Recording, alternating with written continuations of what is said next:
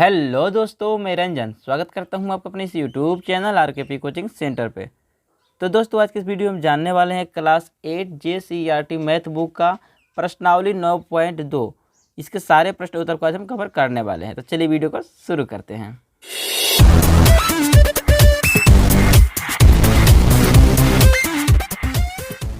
तो दोस्तों, यहाँ पे हमारा पहला प्रश्न है जो कि वृद्धि तथा ह्रास से संबंधित है, यानी कि बढ़ोतरी तथा यहाँ पे कमी की वजह से कह सकते हैं, इससे संबंधित प्रश्न है।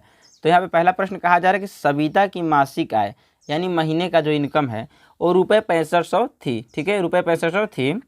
आय में 5% की वृद्धि हुई, यानी कि आय में जो है 5% की बढ़ोतरी हुई, 5% आय जो है उनकी बढ़ गई। मासिक आय में कुल कितनी वृद्धि हुई, यानी कि महीने में जो उनको पैसा मिलता था उसमें और कितना ज़्यादा और पैसा मिलेगा, परसेंटेज में बताया गया, बताना है कितना उसको और ज़्यादा पैसा मिलेगा।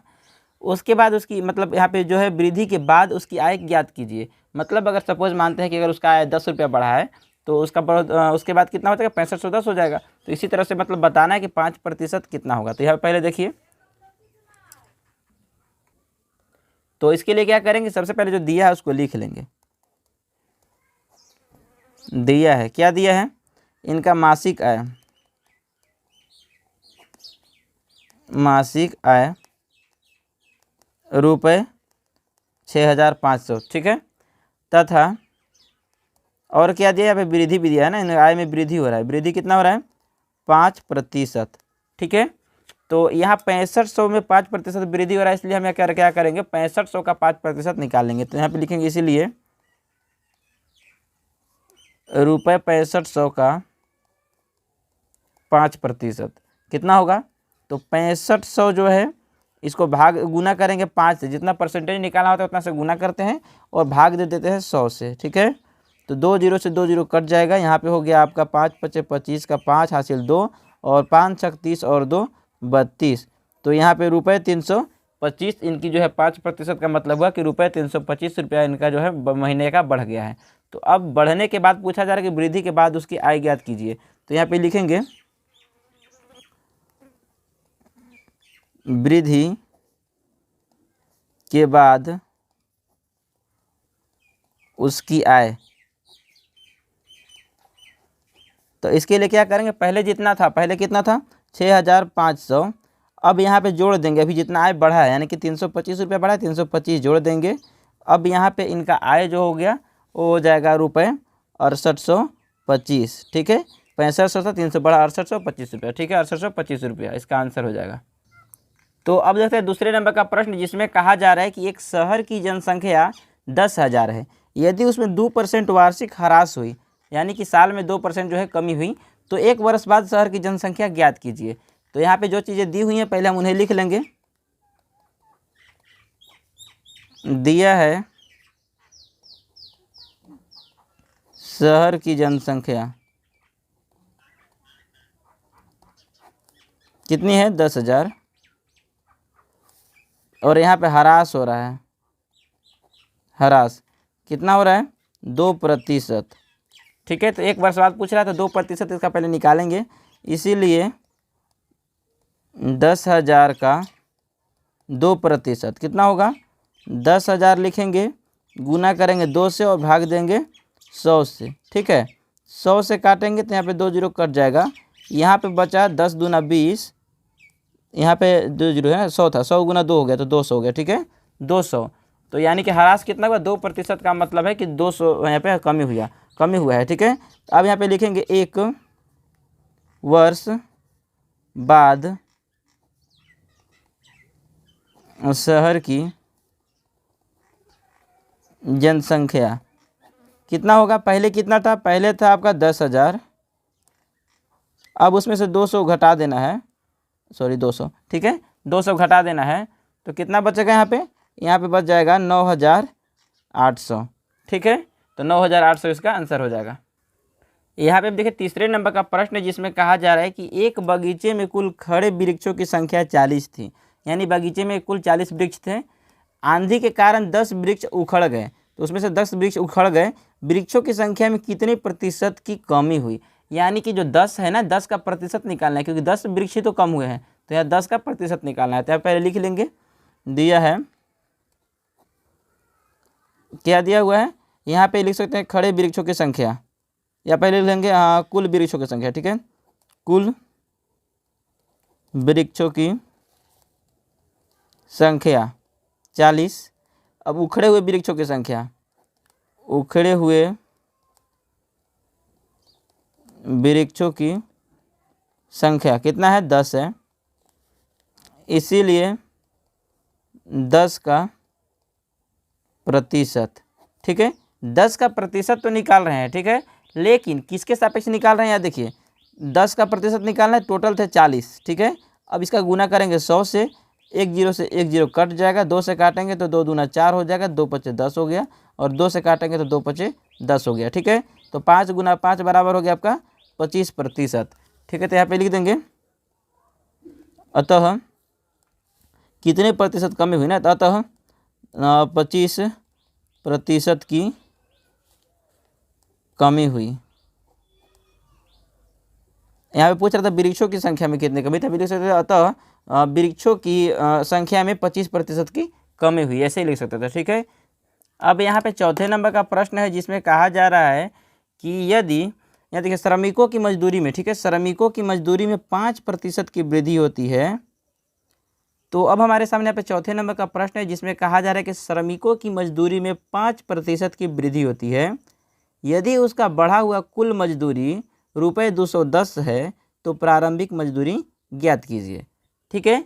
यहाँ पे प्रश्न समझ में आया। पहले जो मजदूरी था, जो श्रमिक का जो यहाँ पे जो मजदूर थे उनका जो पहले मजदूरी था उसमें 5% वृद्धि हुआ। अब उसके बाद पहले उनका जो भी मजदूरी होगा वो जो बढ़ करके उनका मजदूरी 210 रुपये हो गया है, तो पहले उनको कितना मिलता था ये बताना है। तो यहाँ पे लिख लेंगे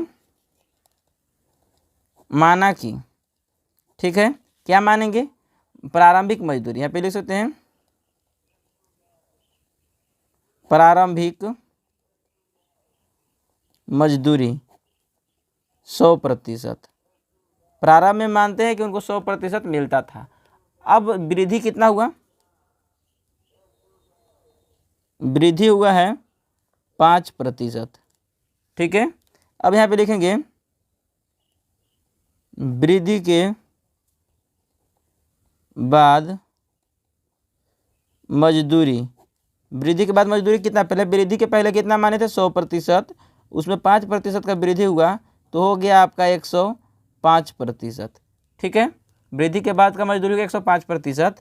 अब यहाँ पे जैसे सवाल में दिया हुआ था कि, या फिर इसको या लिख सकते, या 105% का मतलब है 210 रुपये, ठीक है, क्योंकि बढ़ा है 5 पर, पहले माने 100%, उसमें 5% बढ़ गया, और बढ़ने के बाद जो मजदूरी था 210 हो गया, तो यहाँ पे हो गया आपका 105% बराबर 210। तब यहाँ पे ज्ञात करने के लिए कह रहा है कि तो प्रारंभिक मजदूरी ज्ञात कीजिए। तो यहाँ पे लिखेंगे तब प्रारंभिक मजदूरी, प्रारंभिक मजदूरी यानी कि हम मान ले जो 100% माने थे ना, इसका निकालना है 100% बराबर, ठीक है, कितना होगा। तो इसके लिए क्या करेंगे, जितना अभी आपका जो मजदूरी दिया हुआ है, ठीक है, यहाँ पे कितना दिया हुआ है, यहाँ पे देख सकते हैं हमारा ये जो 210 दिया हुआ है, बढ़ने के बाद कितना हो गया 210, तो 210 ऊपर हो जाएगा। इसका कितना प्रतिशत है, तो इसका है 105%, ठीक है, 105%। इसको गुना कर देंगे 100 से, ठीक है।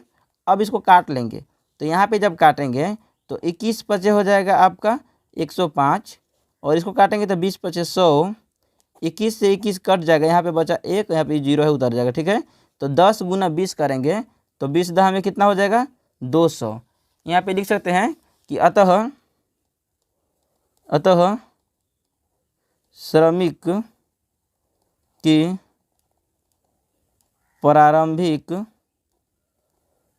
मजदूरी रुपये 200 थी, ठीक है। तो इसका उत्तर हो जाएगा 200 रुपये। अब यहाँ पे 5वें नंबर का प्रश्न है, बटा से संबंधित प्रश्न है। यहाँ पे 5वां नंबर का प्रश्न है विक्रयमूल्य ज्ञात कीजिए। यदि इन सब का विक्रयमूल्य ज्ञात करना है। अब यहाँ पे क्या क्या दिया हुआ है, यदि टीवी का अंकित मूल्य ₹4500 तथा बटा 30% है। जो पहले दिया इसको लिख लेंगे, कितना है अंकित मूल्य,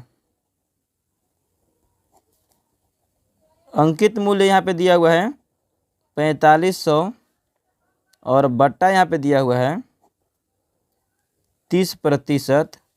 इसलिए अब निकाल लेंगे, ठीक है, इसीलिए 4500 का 30% निकालेंगे, क्योंकि बटा तो दिया हुआ है, प्रतिशत में इसको हम पहले निकालेंगे कितना होगा। तो यहाँ पे निकालेंगे 4500 गुना 30 और बटा में करेंगे 100। तो यहाँ पे हो जाएगा 100 से काटेंगे तो यहाँ पे 2 जीरो से 2 जीरो कट जाएगा, ठीक है। यहाँ पे 2 जीरो से 2 जीरो कट गया। अब यहाँ पे हो गया 45 गुना 30, तो 0 है और फिर 3 पचे 15 के 5 हासिल 1 और 3 चौके 12 और 1 13, तो 1350 रुपया, यानी कि 30% बटा का मतलब है 1350। अब यहाँ पे कह रहा है विक्रय मूल्य ज्ञात करना है, ठीक है। तो लिखेंगे इसलिए विक्रय मूल्य बराबर क्या होता है, विक्रय मूल्य बराबर होता है अंकित मूल्य माइनस बटा, ठीक है। अंकित मूल्य कितना था, अंकित मूल्य था 4500 रुपये, बटा इसको मिला यहाँ पे 1350 रुपये। अब यहाँ पे कितना हो जाएगा, तो यहाँ पे जब घटाएंगे तो आपका आएगा 3150 रुपये, ठीक है। तो 3150 रुपये इसका आंसर हो जाएगा। तो यहाँ पे 5वें नंबर में ही दूसरा प्रश्न है कि पंखा का अंकित मूल्य रुपये 450 तथा बटा 10% है। तो यहाँ पे जो दिया है उसको लिख लीजिए पहले। अंकित मूल्य दिया हुआ है यहाँ पे 450 और बट्टा दिया हुआ है 10%, ठीक है। इसलिए यहाँ पे निकाल लेंगे क्या निकालना था यहाँ पे 450 का ना, 450 का 10% बराबर हो जाएगा 450 गुना 10 भाग कर देंगे 100 से, 1 जीरो से 1 जीरो और यहाँ पे 1 जीरो से 1 जीरो कट जाएगा। तो यहाँ पे आया है 45 रुपया, ठीक है, 45 रुपये आया है। अब यहाँ पे क्या करना है, ये तो आपका हो गया बट्टा, ठीक है। तो यहाँ पे लिखेंगे विक्रय मूल्य बराबर हो जाएगा अंकित मूल्य माइनस बट्टा। अंकित मूल्य यहाँ पे था इसका 450 रुपये, बट्टा मिला है 45 रुपये, तो यहाँ पे हो जाएगा 405 रुपये, ठीक है। 405 रुपये यहाँ पे जो है विक्रय मूल्य हो जाएगा। तो यही इसका आंसर हो जाएगा। अब यहाँ पे 6ठे नंबर का प्रश्न है जिसमें कहा जा रहा है कि अंकित मूल्य ज्ञात कीजिए यदि रेडियो का विक्रय मूल्य, पहला सवाल, यदि रेडियो का विक्रय मूल्य 380 है तथा बट्टा 5% है, ठीक है। मतलब इसमें हम लोग को उल्टा कर दिया, पहले देता था यहाँ पे अंकित मूल्य देता था और यहाँ पे बटा देता था, विक्रय मूल्य ज्ञात करने को बोलता था। अब यहाँ पे क्या किया है, अब आपको अंकित मूल्य यानी कि उसका पहले रेट क्या था ये आपको बताना है। तो यहाँ पे लिखेंगे माना कि रेडियो का अंकित मूल्य बराबर, चलिए मान लेते हैं यहाँ पे 100%, ठीक है।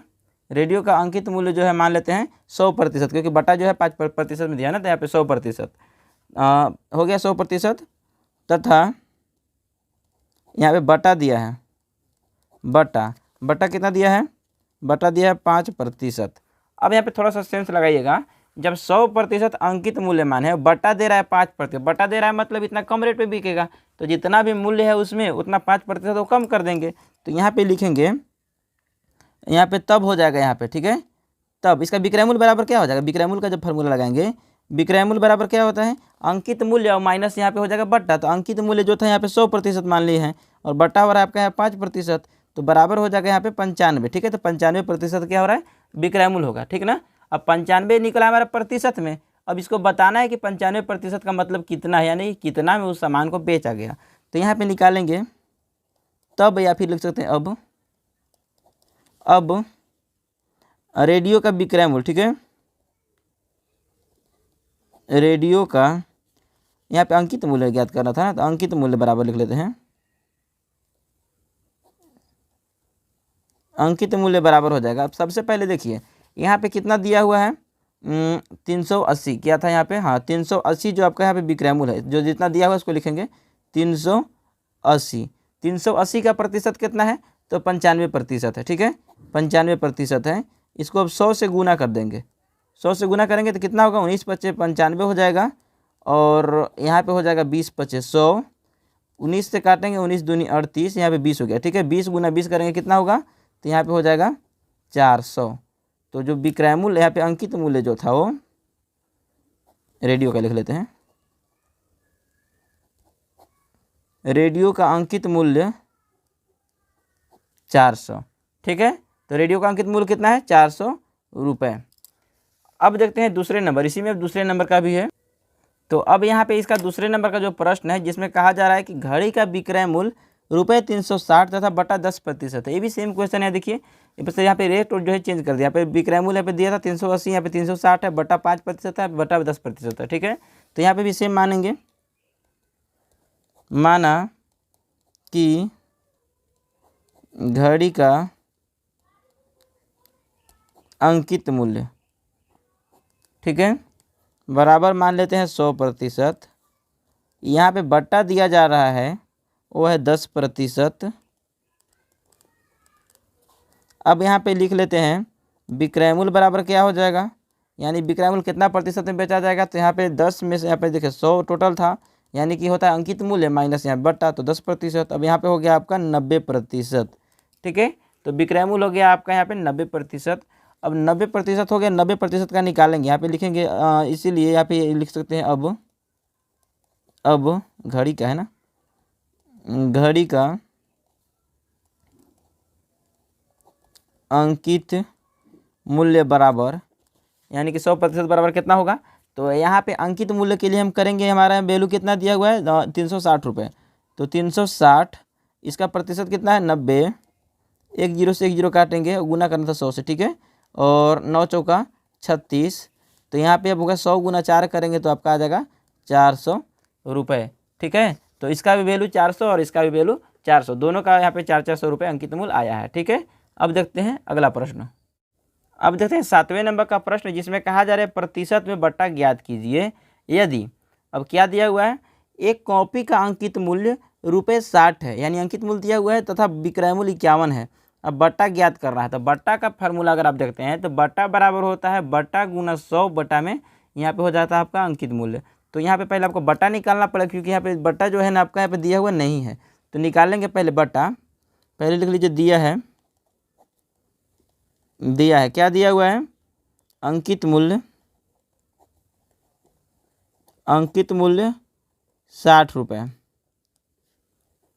विक्रय मूल्य दिया हुआ है 51 रुपये, ठीक है। और ज्ञात क्या करना है, ज्ञात करना है बट्टा ज्ञात करना है, ठीक है, बट्टा ज्ञात करना है ना, बट्टा ज्ञात करना है। तो यहाँ पे अब क्या करेंगे, यहाँ पे लिख लेंगे प्रतिशत में बट्टा ज्ञात करना है, ठीक है। तो पहले हम बट्टा निकालेंगे, बट्टा प्रतिशत बराबर क्या होगा वो ज्ञात करना है, ठीक है ना। हम यहाँ पे निकालेंगे बट्टा बराबर क्या होगा, यानी कि पहले अंकित मूल्य जो था, अंकित मूल्य से माइनस कर देंगे यहाँ पे विक्रय मूल्य। अंकित मूल्य था यहाँ पे 60 रुपये, इसमें से बेच रहे हैं यानी विक्रय मूल्य का रेट है 51 रुपये, तो बराबर आया बटा यहाँ पे 9 रुपये, ठीक है। अब हमारा फार्मूला जो है, फार्मूला के मुताबिक यहाँ पे जितने चीज़ फार्मूला में चाहिए वो सारे चीज़ यहाँ पे मिल चुके हैं। तो यहाँ पे बट्टा का प्रतिशत निकाल लेते हैं। तो बट्टा प्रतिशत बराबर क्या हो जाएगा, इसका होता है बट्टा गुना 100 और भाग यहाँ पे बटा में करेंगे तो क्या होगा, यहाँ पे हो जाएगा अंकित मूल्य। अब देखिए बट्टा यहाँ पे हो रहा है 9 रुपये, गुना करेंगे 100 से और भाग करेंगे अंकित मूल्य कितना था 60 रुपये था। 10 से 10 काटेंगे, यहाँ पे 3 से काटेंगे, 3 दूना 6 और 3 तरीके 9। अब यहाँ पे 2 से काटेंगे तो 2 पचे 10, तो 5 तिया 15%। तो इसका आंसर हो गया 15%। तो यहाँ पे कह सकते हैं प्रतिशत बटा ना, अतः बट्टा प्रतिशत बराबर कितना है 15%। अब देखते हैं इसका दूसरा नंबर का प्रश्न। तो यहाँ पे दूसरे नंबर का प्रश्न है जिसमें कहा जा रहा है, यानी कि 7वां का दूसरा, जिसमें कहा जा रहा है कि एक शर्ट का अंकित मूल्य ₹400 तथा विक्रय मूल्य 360 है। तो अब यहाँ पे ज्ञात करना है आपको बट्टा प्रतिशत कितना होगा। तो यहाँ पे लिख लेंगे जो दिया है, पहले यहाँ पे अंकित मूल्य दिया है, अंकित मूल्य है 400, विक्रय मूल्य है 360। तब ज्ञात करना है बट्टा प्रतिशत, यहाँ पे इसलिए लिखेंगे यहाँ पे लिख लेंगे बट्टा बराबर हो जाएगा, अभी जो बताया था मैंने, अंकित मूल्य माइनस करेंगे विक्रय मूल्य, और यहाँ पे अंकित मूल्य है 400, विक्रय मूल्य है 360, बट्टा हो जाएगा आपका यहाँ पे 40 रुपये का हो जाएगा। ठीक है, 40 रुपये यहाँ पे बट्टा निकलेगा। उसके बाद अब इसका प्रतिशत ज्ञात करना है। ठीक है, तो बट्टा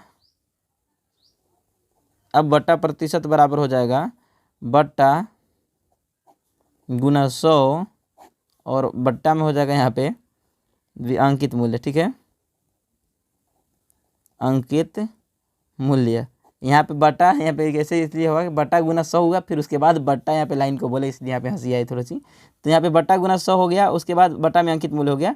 बट्टा यहाँ पे कितना है 40, गुना कर रहे हैं 100 से, उसके बाद भाग देंगे अंकित मूल्य यहाँ पे हमारा 400 है। 400 से यहाँ पे 100 से 400 काटिए 4 बार में, 4 से काटिए यहाँ पे 10 चौका 40, तो बराबर हो गया 10%। ठीक है, 10%। यहाँ पे अब लिखेंगे अतः बट्टा हो गया 10%। ठीक है, अब यहाँ पे दिया हुआ है क्रयमूल्य, विक्रयमूल्य एवं लाभ हानि से संबंधित प्रश्न दिए हुए हैं।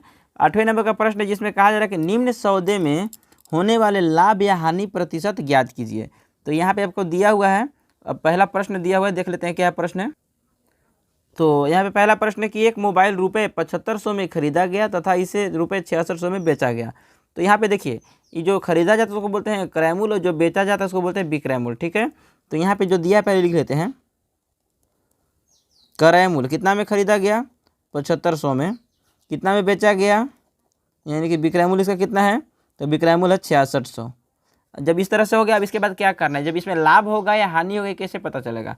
तो अगर क्रयमूल्य, पहले दोनों उतार लीजिए, क्रयमूल्य विक्रयमूल्य उतार लीजिए, पहले समझाते हैं अच्छे से। क्रयमूल्य हो गया और इस तरफ हो गया आपका विक्रयमूल्य उतार लिए। उसके बाद उतारने के बाद आपको ग्रेटर देन और लेस देन का साइन पुट करना है, यानी कि कौन बड़ा है कौन छोटा है। ठीक है, इससे ज़्यादा आपको अच्छे से समझ में आएगा। तो यहाँ पे देखिए क्रयमूल्य ये है 7500 रुपये और विक्रयमूल्य 6600, कौन बड़ा हुआ, तो क्रयमूल्य बड़ा हुआ, तो क्रयमूल्य बड़ा हो गया। अब जब क्रयमूल्य बड़ा होता है तो हानि होता है। ठीक है, ध्यान रखिएगा, मैं रिपीट कर रहा हूँ, अगर क्रयमूल्य बड़ा होगा तो आपको हानि होगा, और अगर विक्रयमूल्य बड़ा होगा तो लाभ होगा। सपोज मान लीजिए इस पेन को 10 रुपये में खरीदा जाए और इसको बेच दिया जाए, मान लीजिए 5 रुपये में इसको बेच दिया जाए, 7 रुपये में बेच दिया जाए। ठीक है, तो क्रयमूल्य कितना था 10 रुपये और विक्रयमूल्य कितना है 7 रुपये, कौन बड़ा हुआ, क्रयमूल्य। तो अब क्रयमूल्य जब बड़ा है, अब ज़्यादा में खरीद रहे हो, बेच कम में रहे, तो आपको हानि हो रहा है।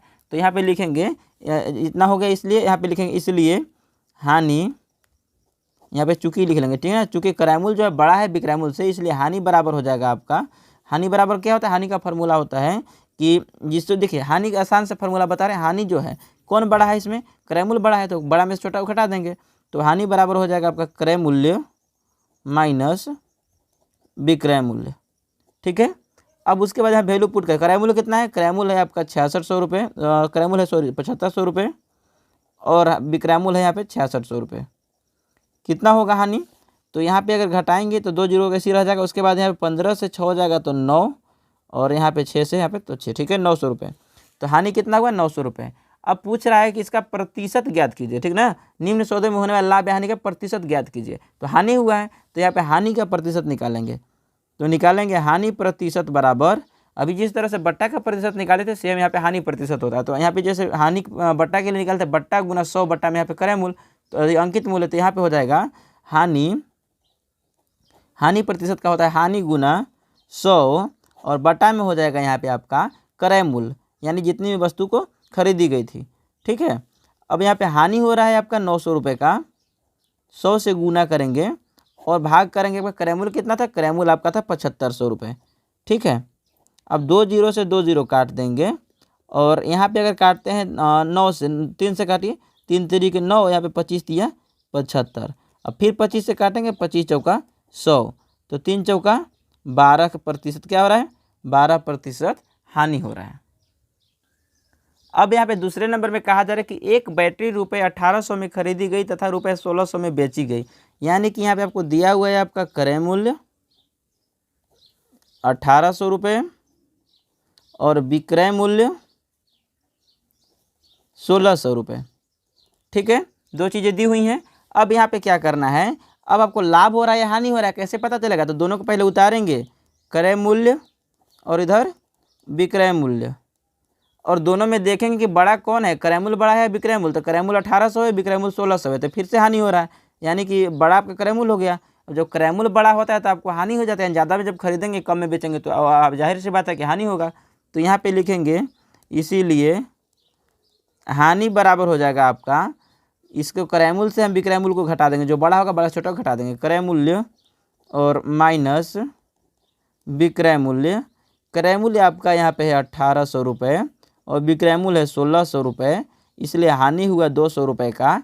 अब 200 रुपये का प्रतिशत निकालेंगे तो यहाँ पे लिख लेंगे हानि प्रतिशत बराबर हानि गुना 100 और बटा में हो जाएगा आपका क्रय मूल्य। ठीक है, हानि है यहाँ पे हो रहा है 200 रुपये का, गुना करेंगे इसको 100 से और भाग दे देंगे इसका जो भी क्रय मूल्य हुआ। क्रय मूल्य कितना है, 1800 रुपये है। अब 2 जीरो से 2 जीरो तो कट गया, 2 से काटेंगे तो 2 नवा 18। अब देखिए ऊपर में 100 है और नीचे में 9 है, तो इसको जब और आगे आप सोल्व करेंगे तो यहाँ पे आपको क्या प्राप्त हो सकता है, आपको प्रतिशत में भी प्राप्त हो सकता है, सॉरी पॉइंट में भी प्राप्त हो सकता है, और एक चीज़ और भी प्राप्त हो सकता है जो कि फ्रैक्शन यानी कि कह सकते हैं उसको पूर्णांक, भिन्न में कह सकते हैं, भिन्न पूर्णांक में। ठीक है, तो इस तरह से प्राप्त हो सकता है। अब किस तरह से करेंगे देख लीजिए। तो यहाँ पे सबसे पहले हम इसको देखिए, अगर आंसर में देखेंगे तो आपको मिलेगा यहाँ पे फ्रैक्शन पूर्णांक में मिलेगा। ठीक है, तो उसको कैसे करेंगे, 100 है, 100 को भाग देना है 9 से। देखिए 100 को भाग देना है 9 से। ठीक है, अब 9 से देंगे तो 9 एक कम हो जाएगा 9, घटाएंगे यहाँ पे बचेगा 1, फिर जीरो उतारेंगे तो 9 एक कम 9, बच गया यहाँ पे 1। ठीक है, अब यहाँ पे देखिए पॉइंट वाला शुरू, यहाँ पे चाहे पॉइंट की बात हो चाहे यहाँ पे पूर्णांक की बात हो, दोनों यहीं से शुरू होता है। सबसे पहले मैं आपको बता देता हूँ, यहाँ पे इसको बोला जाता है भागफल। अगर आपको नहीं भी पूर्णांक बनाने आता होगा तो आप यहाँ पे भी सीख जाएंगे। इसको बोलते हैं शेषफल, शेषफल, और इसको बोला जाता है भाजक। ठीक है, एक चीज़ और बच गया, उसको भी लिखवा ही देता हूँ। यहाँ पे देखिए इसको बोला जाता है भाज्य, ये जो बीच वाला इधर अंदर वाला इसको बोला जाता है भाज्य। ठीक है, यानी कि 100 भाज्य है, 9 भाजक है, 11 भागफल है और 1 शेषफल है। ठीक है, अब यहाँ पे अगर आप इसको पूर्णांक बनाना चाहते हैं तो पूर्णांक में देखिए इस तरफ जो संख्या होता है इसको बोला जाता है भागफल। ठीक है, भागफल, ऊपर में जो होता है वो जाता है शेषफल, और नीचे जो बच जाता है वो होता है आपका भाजक। ठीक है, तो इस पे आप अपना पूर्णांक बना सकते हैं। पहली चीज़ आप इस पे पूर्णांक बना सकते हैं। अगर दशमलव में आपका आंसर होता है तो आप आगे दशमलव वाला भी सोल्व करके दिखा दूंगा, पहले इसको देख लीजिए। तो यहाँ पे हो गया भागफल कितना है, भागफल हो गया आपका 11, शेषफल यहाँ नीचे देख सकते हैं 1 है, भाजक कितना है, भाजक 9 है। ठीक है, तो ये आपका जो है प्रतिशत बन गया। ठीक है, और एक चीज़ और बताना चाहूँगा, यहाँ पे अगर आप देखेंगे सभी कभी कभी हो सकता है दोस्तों कि आपका आंसर मैच ना हो, तो यहाँ पे क्या है, मान लीजिए अगर 11 है सपोज, अब यहाँ पे मान लीजिए 3 है और यहाँ पे 9 है, इस तरह से अगर होता तो फिर अभी आपका आंसर भी नहीं मिलता। आंसर कैसे मिलता, ये जब बड़ा होता है तो काट देते हैं, 3 से काटेंगे, 3 एकम 3 और 3 तरीके 9, कट गया ना, तो यहाँ पे 11.1/3 होता है इसका आंसर। ठीक है, तो अगर यहाँ पे जब बच जाता है, कहने का मेरा मतलब यही है, अगर आपका यहाँ पे बच जाता है तो आपको जरूर काटना है इसको। ठीक है, काटने के बाद ही आपका आंसर मिलेगा। तो यहाँ पे इसका कितना प्रतिशत निकला दोस्तों, यहाँ पे देख सकते हैं पूर्णांक के रूप में है 11.1/9%। तो यहाँ पे लिख लेंगे, अतः हानि प्रतिशत जो है कितना है, 11.1/9%। ठीक है, अब देखते हैं अगला प्रश्न। तो अब देख लेते हैं 9वें नंबर का प्रश्न, जिसमें कहा जा रहा है कि निम्न सौदों में होने वाले लाभ या हानि का प्रतिशत ज्ञात कीजिए। तो यहाँ पे सेम प्रश्न तो ऐसा सेम ही दिया है, लेकिन यहाँ पे परिवर्तन एक कर दिया है कि आपको डायरेक्ट यहाँ पे नहीं दिया कि लाभ इतना है हानि इतना, ये चीज़ आपको यहाँ पे नहीं दिया। यहाँ पे क्रय मूल्य और विक्रय मूल्य डायरेक्ट नहीं दिया, यहाँ पे थोड़ा सा आपको ट्रिकी किया हुआ, आपको यहाँ पे दिमाग लगाना पड़ेगा। तो कहा जा रहा है कि एक फल विक्रेता यानी कि फल बेचने वाला 100 संतरों की टोकरी, एक संतरा की टोकरी खरीदता है जिसमें कितना है 100 संतरे हैं, उसको खरीदता है ₹250 में। यहाँ पे क्रय मूल्य लिख लेते हैं पहले, क्रय मूल्य आपका हो गया 250 खरीदता है, तथा प्रति दर्जन, अब देखिए यहाँ पे यही ट्रिकी है, दर्जन के रेट से बेचता है। वैसे नहीं बता रहा है कि एक को इतना में बेचता है या इसका विक्रय मूल्य इतना है, यहाँ पे कह रहा है कि प्रति दर्जन ₹27 की दर से बेचता है, यानी कि वो 12 संतरा को जो है वो 27 रुपये में बेचता है। तो इसका विक्रय मूल्य अब क्या होगा, यहाँ पे कह रहा है कि लाभ हानि पूछ रहा है ना, पहले बाद में निकालेगा, पहले आपको यहाँ पे निकालना होगा विक्रय मूल्य, तब तो निकलेगा।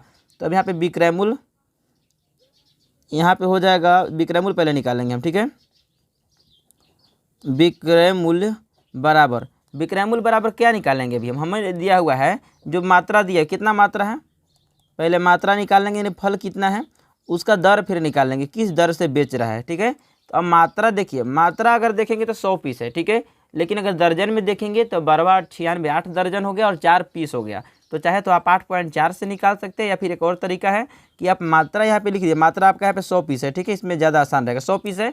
उसके बाद उसको किस दर से बेच रहा है, तो वो बेच रहा है, दर अभी आपको नहीं दिया है कि एक यहाँ पे दर्जन में दिया है, तो दर्जन से आप दर जब निकालेंगे तो यहाँ देखिए दर्जन में दिया हुआ था 27 रुपये दर्जन बेच रहा है।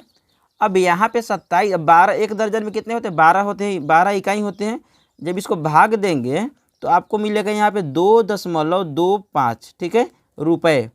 तो एक जो फल का कीमत हुआ हो गया 2.25 रुपये। तो यहाँ पे वही लिखेंगे गुना, दर हमारा क्या हो गया 2.25 रुपये। ठीक है, अब तो ये होगा आपका एक फल का दाम। अब बेच रहा है 100 फल को, तो कितना हो जाएगा, जब इसको 100 से गुना करेंगे तो यहाँ पे देखिए 2.5 यहाँ पे है और 2 जीरो बढ़ जाएगा, 2 जीरो बढ़ गया। अब जब 2 दशमलव यहाँ पे इधर है तो यहाँ पे 2 दशमलव, यहाँ पे कितना हो गया 225 रुपये। ठीक है, तो 225 रुपये विक्रय मूल्य इसका कितना हो गया, विक्रय मूल्य हो गया 225 रुपये। अब पूछ रहा है कि लाभ या हानि, तो यहाँ देखिए अभी जैसे हमने निकाला था कि क्रय मूल्य, यहाँ पे लिख सकते हैं क्रय मूल्य, चूँकि क्रय मूल्य और इधर लिख लेंगे विक्रय मूल्य। अब दोनों में बड़ा कौन है, देखिए 250 में खरीदा तो 225 में बेचा, तो इसको हानि हुआ, यानी कि बड़ा आपका क्रय मूल्य है तो हानि हो गया, तो इसलिए हानि, जो इस बड़ा है इसलिए यहाँ पे लिखेंगे हानि बराबर। अब हानि कैसे हो रहा है, तो लिखेंगे पहले क्रय मूल्य लिखेंगे, क्रय मूल्य, और इसमें से घटा देंगे विक्रय मूल्य को। ठीक है, क्रय मूल्य से घटा देंगे विक्रय मूल्य को। अब जब इस तरह से करेंगे तो क्रय मूल्य हमारा कितना था, यहाँ पे 250 था, अब इसमें से घटाएंगे, यहाँ पे विक्रय मूल्य कितना में बेच रहे हैं 225 में, तो हानि हो गया आपका 25 रुपये का। ठीक है, हानि हो गया 25 रुपये का। अब यहाँ पे पूछ रहा है कि हानि का प्रतिशत, यही तो मेन आपका प्रश्न था कि हानि या लाभ का जो भी हो रहा है उसका प्रतिशत बताइए। तो हानि प्रतिशत बराबर क्या हो जाएगा, यहाँ पे हो जाएगा हानि गुना 100 और बटा में हो जाएगा आपका क्रय मूल्य जितना में खरीदा गया था। तो हानि हुआ है 25 रुपये का, 100 से गुना करेंगे और उसके बाद यहाँ पे क्रय मूल्य हमारा था 250 रुपये। ठीक है, अब एक जीरो से एक जीरो काट देंगे, 25 से 25 काट देंगे, बराबर आया यहाँ पे 10%। तो अतः लिख सकते हैं कि अतः हानि कितना हुआ, हानि हुआ है 10%। ठीक है, अब यहाँ पे इसका दूसरे नंबर का प्रश्न है कि गीता ने 45 दर्जन पेंसिलें ₹20 प्रति दर्जन की दर से खरीदी तथा उसने पेंसिलों को ₹3 प्रति पेंसिल की दर से बेची। ठीक है, तो इसका यही बताना है कि जो भी लाभ या हानि है उसका बताना है परसेंटेज कितना हुआ। तो यहाँ पे लिखेंगे क्रय मूल्य बराबर, क्रय मूल्य कितना है, मात्रा पहले देख लेंगे, वही 45 दर्जन पेंसिल खरीदी है और कैसे 20 रुपये की दर से, तो 45 दूना हो जाएगा 90, एक जीरो बढ़ जाएगा 90 रुपये, 900 रुपये। ठीक है, तो इसका क्रय मूल्य हो गया 900 रुपये तथा विक्रय मूल्य यहाँ पे विक्रय मूल्य क्या बताए थे कि मात्रा करना है और गुना कर लेना दर। अब देखिए मात्रा, अब यहाँ पे बेच रहा है यूनिट की दर से, यहाँ पे ध्यान रखना यूनिट की दर से बेच रहा है, दर्जन पे नहीं बेच रही है। ठीक है, तो यहाँ पे क्या होगा, मात्रा है यहाँ पे 45 दर्जन है। ठीक है, तो दर्जन के लिए हम यहाँ से 12 से गुना करेंगे क्योंकि एक दर्जन में 12 यूनिट होते हैं, तो यहाँ पे 12 से गुना करेंगे और साथ ही साथ दर जो है, दर यानी कि किस दर से बेच रही है, तो 3 रुपये दर से बेच रही है। अब इसका गुना कर देंगे। ठीक है, तो जब इसको गुना करेंगे तो करके देख लेते हैं कितना होगा, तो इसका गुना करने पे प्राप्त हो जाएगा 1620। लेकिन 1620 हम डायरेक्ट यहाँ पे ऐसे भी लिख सकते हैं, इसको इधर कर देते हैं और यहाँ पे लिख देते हैं, इसका जब गुना करेंगे तो आएगा 540, यानी 45 दर्जन बराबर हो गया आपका 540 पेंसिलें, और 540 पेंसिलों को बेच रही है ये 3 रुपये प्रति दर्जन, यानी कि 3 रुपये से गुना कर देंगे, तो 3 रुपये में एक पेंसिल बेच रही है, इसलिए 540 गुना 3 करने पे आपको यहाँ प्राप्त होगा 1620। ठीक है, तो 1620 रुपये, विक्रय मूल्य क्या है 1620 रुपये। अब यहाँ पे लिखेंगे चूँकि क्रय मूल्य, इस तरफ लिख लेंगे विक्रय मूल्य, क्रय मूल्य जो है वो आपका 900 है, विक्रय मूल्य इतना बहुत ज़्यादा है तो विक्रय मूल्य बड़ा हो रहा है। ठीक है, इसीलिए यहाँ पे लाभ हो रहा है ना, तो लाभ बराबर हो जाएगा विक्रय मूल्य, देखिए बड़ा है, बड़ा छोटा घटा के, तो विक्रय मूल्य माइनस क्रय मूल्य। अब यहाँ पे विक्रय मूल्य दिया हुआ है 1620, अब क्रय मूल्य है 900, अब इसको घटा देंगे, 1600 से 900 घटाएंगे, कितना बचेगा, 0 से 0 या 0 हो जाएगा, 12 से 2 से 0 तो 2, और 6 से 9 नहीं जाएगा, 16 से 9 तो 7, 16, यहाँ पे 720 रुपये। ये क्या हुआ, 720 रुपये लाभ हुए हैं। तो यहाँ पे निकालेंगे, अब लाभ हुआ तो लाभ का प्रतिशत निकालना है, तो लाभ प्रतिशत बराबर होता है लाभ गुना 100 और बटा में होता है यहाँ पे आपका जो क्रय मूल्य था, तो क्रय मूल्य हो जाएगा। लाभ कितना है, तो लाभ हुआ है आपका यहाँ पे 720 रुपये का, और 100 से गुना करेंगे, उसके बाद यहाँ पे क्रय मूल्य था वो था आपका 900 रुपये। ठीक है, तो एक जीरो से एक जीरो कटेगा और एक जीरो से एक जीरो यहाँ काट देते हैं, और 9 8 72। ठीक है, तो बराबर में यहाँ पे लाभ का आ रहा है आपका, कहीं पे गड़बड़ हुआ क्या, एक जीरो से ही कटा नहीं। ठीक है, यहाँ पे 8 10 में 80% होगा ना, यहाँ पे एक जीरो कटा नहीं था, यहाँ पे एक जीरो। ठीक है, तो एक जीरो से एक जीरो काटे और यहाँ पे एक जीरो से एक जीरो काटे। अब यहाँ पे 9 से 9 8 72 हुआ, 8 10 में 80 हो गया, तो यहाँ पे 80% जो है वो लाभ होता है। ठीक है, अब यहाँ पे 10वें नंबर का प्रश्न है जिसमें कहा जा रहा है कि 300 किलोग्राम चावल यानी 3 क्विंटल ₹15 प्रति किलोग्राम की दर से खरीदा गया तथा 5% हानि पर बेच दिया गया। हानि तथा विक्रय मूल्य ज्ञात कीजिए। इसका मतलब समझिए, यहाँ पे जो दिया है पहले उसको लिख लेंगे। यहाँ पे दिया हुआ है क्रय मूल्य, क्रय मूल्य दिया हुआ है, कितना दिया हुआ है देखिए, वही सेम यहाँ पे लगाना होगा, मात्रा और गुना दर। ठीक है, तो मात्रा कितना है, मात्रा आप यहाँ पे देख सकते हैं 300 किलोग्राम है, और दर है आपका 15 रुपये, तो 15 या 45 हो जाएगा, 45 और 2 जीरो बढ़ जाएगा, 4500 हो गया आपका रुपये। ठीक है, 4500 रुपये में इसका क्रय मूल्य हो गया, 4500 रुपये में खरीदा गया। अब बोला जा रहा है 5% हानि पर बेचा गया, तो यहाँ पे हानि पहले निकाल लेंगे। तो चूँकि 5% हानि पर बेचा जाता है, ठीक है, बेचा जाता है, इसीलिए 4500 का 5%। ठीक है, कितना होगा, 4500 गुना 5 और भागा करेंगे 100 से, तो 2 जीरो से 2 जीरो कट जाएगा, यहाँ पे हो जाएगा 5 पचे 25 के 5 हासिल 2, 5 चौका 20 और 2 22, 225 रुपये हुआ। यानी कि 5% का मतलब है कि 225 रुपया हानि पर बेचा जाता है। अब यहाँ पे पूछा जा रहा था कि लाभ या हानि का जो है प्रतिशत निकालना है ना, तो यहाँ पे क्या करना है, इसका निकालना है 5% हानि पर बेचा हो गया था, इधर हानि पर बेच दिया गया है। तो अभी दोस्तों अभी ये जो निकला है तो आपका हानि हुआ कि 225 रुपया जो है हानि होता है, 5% हानि का मतलब 225 रुपया। अब यहाँ पे बोला जाए कि विक्रय मूल्य ज्ञात कीजिए, यहाँ पे दो पूछ रहा था, एक हानि और एक विक्रय मूल्य, तो हानि हो गया विक्रय मूल्य, तब विक्रय मूल्य बराबर क्या होगा, विक्रय मूल्य बराबर होगा क्रय मूल्य और प्लस क्रय मूल्य से यहाँ पे घटा देंगे। ठीक है, क्रय मूल्य माइनस हानि। क्रय मूल्य कितना हो रहा है, क्रय मूल्य कितना था, क्रय मूल्य था हमारा यहाँ पे 4500 रुपये और हानि हुआ है 225 रुपये। 10 से 5 तो 5 और यहाँ पे 9 से 2 तो 7 और यहाँ पे हो गया आपका 4 से 2 2 और यहाँ पे हो गया आपका 4 का 4 ही रहेगा, तो 4275 रुपये। तो ये आपका हो गया विक्रय मूल्य और ये आपका हो गया 225 जो है, ये आपका हो गया हानि। ठीक है, यहाँ पे अभी 11वें नंबर का प्रश्न है जिसमें कहा जा रहा है कि एक वस्तु रुपये 8000 में खरीदी गई, यानी कि हमारा क्रय मूल्य दिया हुआ है, क्रय मूल्य कितना है 8000 रुपये।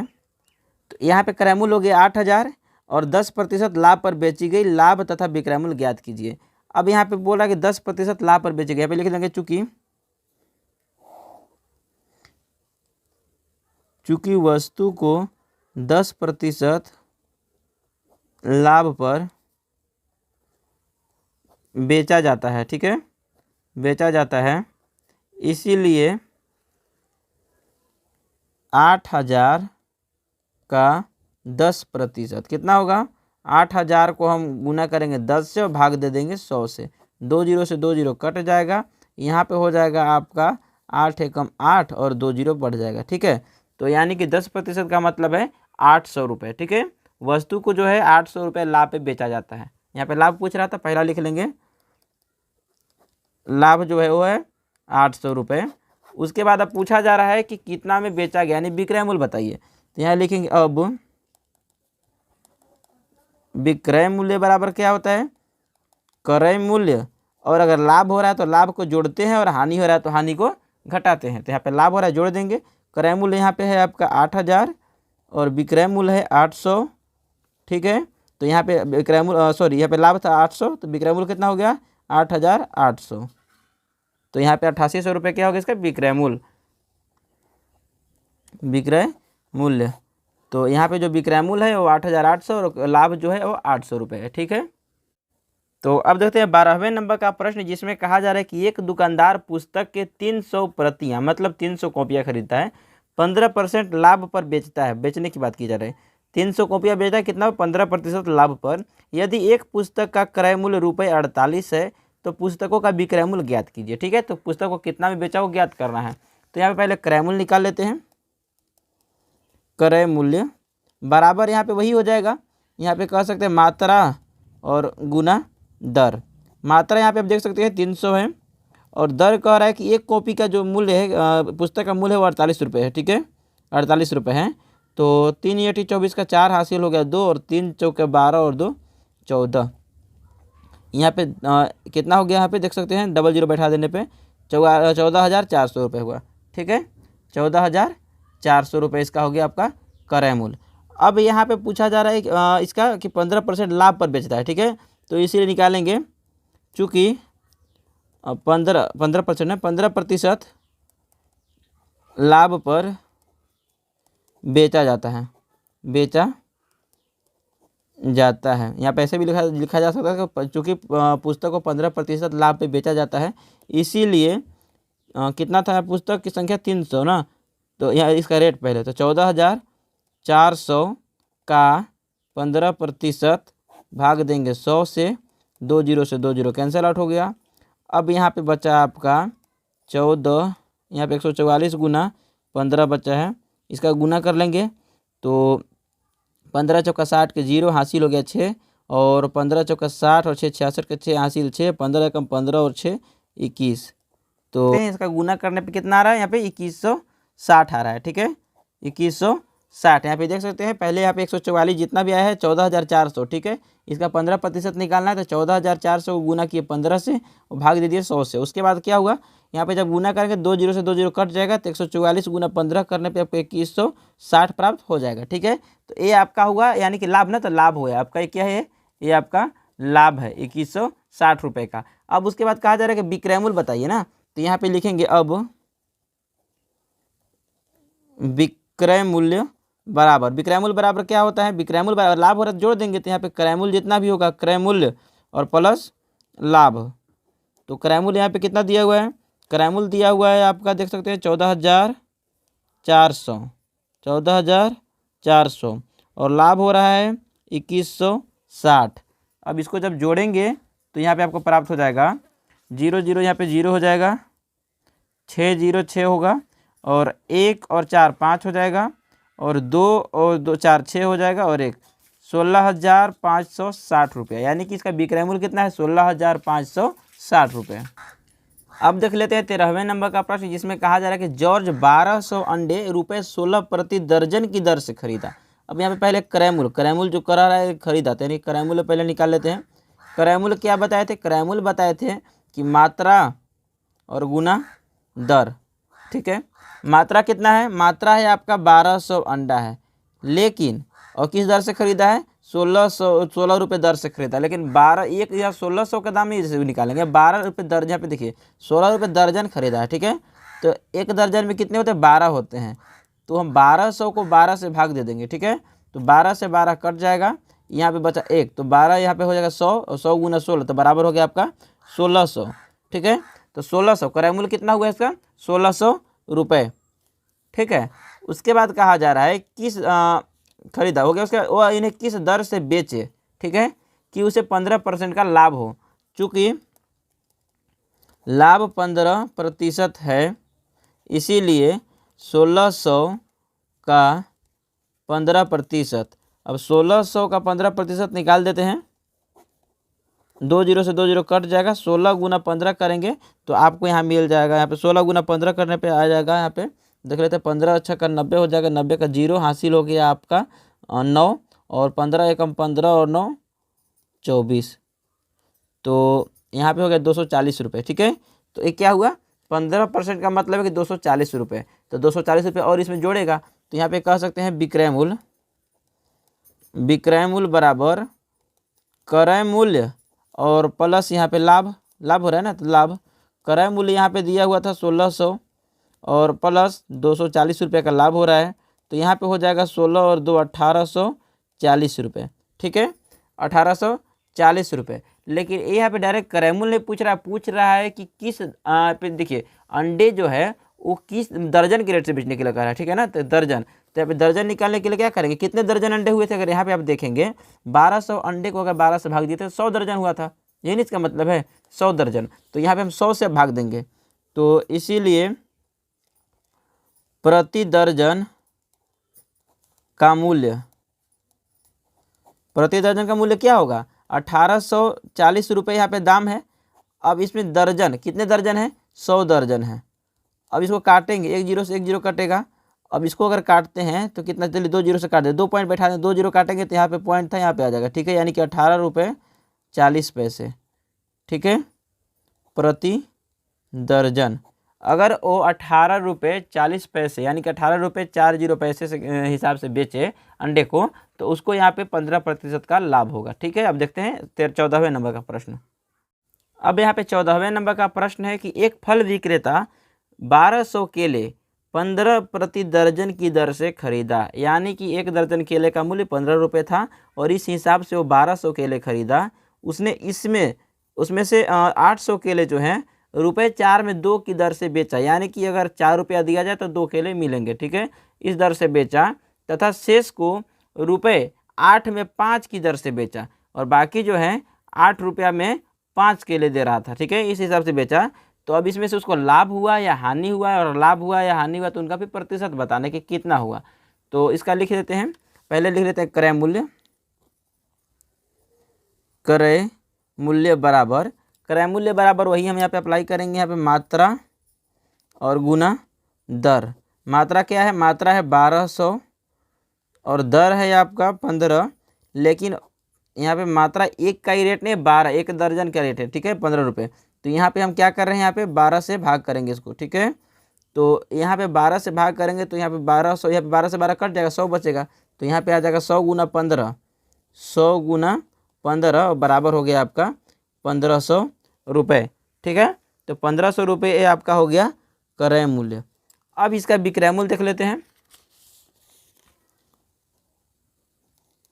विक्रय मूल्य, तो यहाँ पे विक्रय मूल्य निकाल रहे हैं, लेकिन यहाँ पे थोड़ा सा ट्रिक लगाना पड़ेगा। देखिए, ये अपना यहाँ पे दिमाग लगा दिया है कि जो केले हैं ना, अब सबका रेट नहीं, सबका अलग अलग कर दिया। यहाँ पे कह रहा है कि 800 किलो को है 4 रुपये में 2 की दर से बेचता है, और बाकी जो बच गए केले उसको 800 में 8 रुपये में 5 की दर से बेचता है। तो इसका फिर ज्ञात करना है। देखिए विक्रय मूल्य, अब विक्रय मूल्य ज्ञात कर रहे हैं, लेकिन पहले हम 800 का ज्ञात करते हैं। 800 किलो का विक्रय मूल्य, अब 800 केले बेच रहा है, किस दर से बेच रहा है, तो वो बेच रहा है कि 2 रुपये में 4 रुपये में 2 की दर से, 4 रुपये में 2 की दर से। अब इसको काटेंगे तो 2 चौके यहाँ पे 8 हो जाएगा, 2 चौके 8, तो यहाँ पे 2 जीरो बच गया, 4 चौका 16। ठीक है, तो यहाँ पे हो गया आपका 1600। अब 800 किलो का जो कीमत हो गया 1600, तथा और कितना बच गया, यहाँ पे 1200 खरीदा था ना, तो 400, तो 400 किलो का विक्रय मूल्य। अब 400 किलो हैं तो 400 करेंगे और गुना करेंगे। अब इसका दर अलग है। ठीक है, इसका दर क्या है, इसका कह रहा है कि 8 रुपये में 5 केले मिलेंगे। ठीक है, तो 5 से काटेंगे, 5 8 40, 80 हो गया। ठीक है, अब यहाँ पे 8 8 64, 640 रुपये हुए।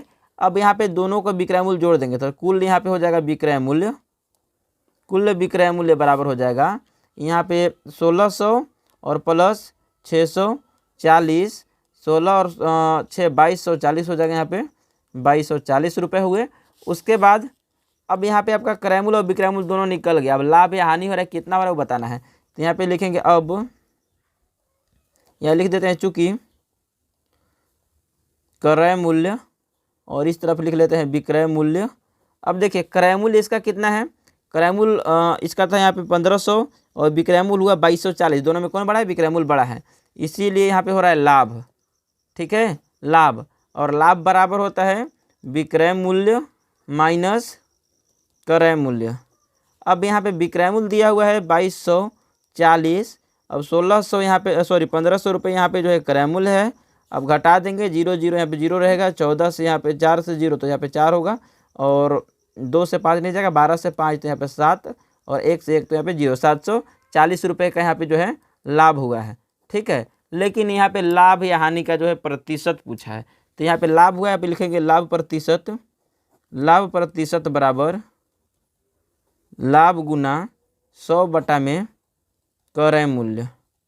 अब देख लेते हैं, लाभ हुआ है 740 का, 100 से गुना करेंगे, क्रय मूल्य था यहाँ पे 1500, अब 2 0 से 2 0 कट जाएगा, यहाँ पे 15 यहाँ पे कट रहा है क्या, देख लेते हैं, 3 से 3 दूनी 6, 1 बचेगा, यहाँ पे नहीं कट रहा है, यहाँ पे बच जाएगा, और दूसरा से काटते हैं, देख लेते हैं।